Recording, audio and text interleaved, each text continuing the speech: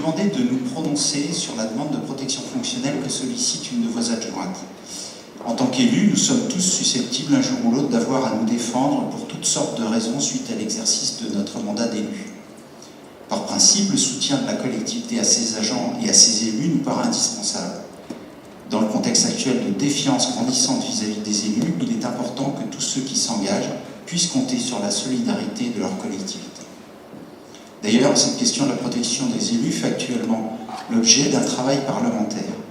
Le 7 février 2024, il y a 12 jours, l'Assemblée nationale a adopté en première lecture une proposition de loi renforçant la sécurité et la protection des maires et des élus locaux. Le texte adopté rend automatique, sans décision préalable du conseil municipal, l'octroi de la protection fonctionnelle aux maires et aux adjoints victimes de violences, de menaces ou d'outrages qui en font la demande.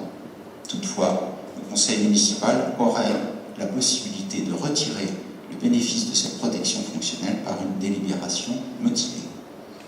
Sur le principe d'accorder la protection fonctionnelle à un ou une élue qui la demande pour des faits d'agression verbale, de diffamation et de harcèlement moral, nous sommes favorables.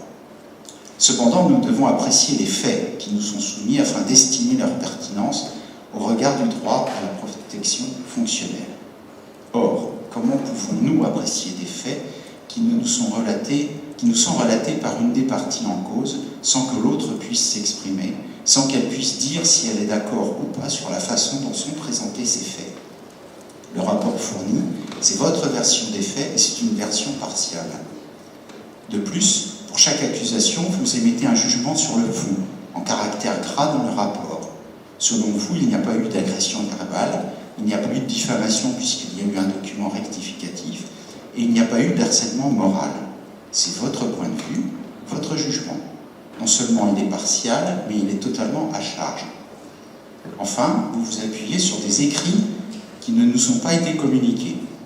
Vous nous parlez de mesures d'organisation du service mises en place à titre provisoire avant le 10 novembre et rappelées à votre adjointe le 5 décembre. Quelles sont ces mesures? Pour l'agression verbale, vous parlez de la commission d'attribution des places de crèche qui s'est tenue le 9 mai. Où est le compte-rendu de cette réunion? Vous nous parlez d'arrêt de travail d'agents et de l'élu. Quelle est la portée de ces arrêts? Combien de personnes sont concernées? Concernant la diffamation, quelle était la rédaction initiale du tableau des accidents de service? Quelle a été la nature de la rectification? Qui était destinataire de ces tableaux? Où sont les comptes rendus des différentes instances qui sont concernées? Quant au harcèlement moral, vous dites dans la presse ne pas avoir retiré ses délégations à l'adjointe, mais le premier adjoint aurait assuré l'intérim pendant quelques mois. Alors, éviction ou pas? Nous n'avons aucune pièce, ce que vous dites est invérifiable et en contradiction avec ce que disent les avocats de votre adjointe. Du fait du caractère inéquitable de la situation, puisqu'un seul point de vue est exprimé, d'une part, et au vu de l'absence de pièces au dossier éclairant les faits devant nous permettre de nous prononcer d'autre part, la question se pose de la validité de ce rapport et par voie de conséquence de la validité de cette délibération. C'est pour cette raison de présentation partiale et d'absence d'éléments que nous refusons de participer à ce vote.